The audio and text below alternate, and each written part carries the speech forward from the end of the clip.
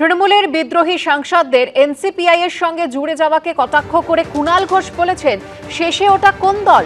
নাকের বদলে নড়ুন, বিজেপির বন্ধু হব। কিন্তু বিজেপি তো দরজা খুলল না।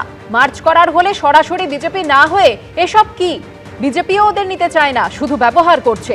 এক্স হ্যান্ডেল পোস্টে কটাক্ষ করেছেন কুণাল ঘোষ।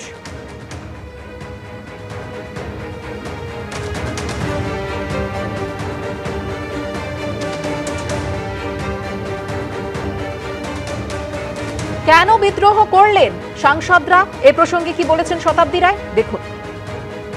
নতুন পার্টি, নতুন দায়িত্ব, কিভাবে এগোবেন ভাবছেন?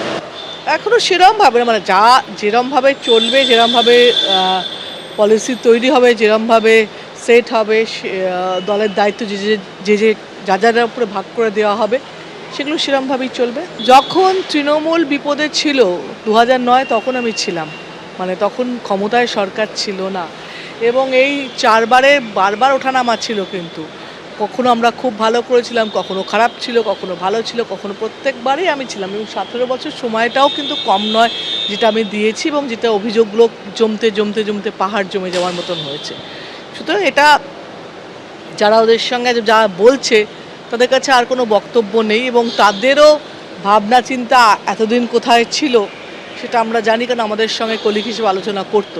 এতগুলো লোক যখন এক সিদ্ধান্ত নিল, তার মানে নিশ্চয়ই যে ঘটনার পরিপ্রেক্ষিতে এই সিদ্ধান্ত, সেই ঘটনাটা নিশ্চয়ই সবাইকে এফেক্ট করেছে।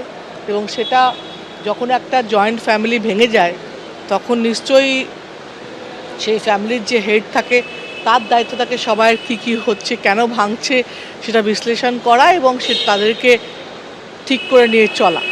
সেই চেষ্টা হয়নি। কোথায় হয়েছে? তাহলে তো এতগুলো লোককে এক হতো।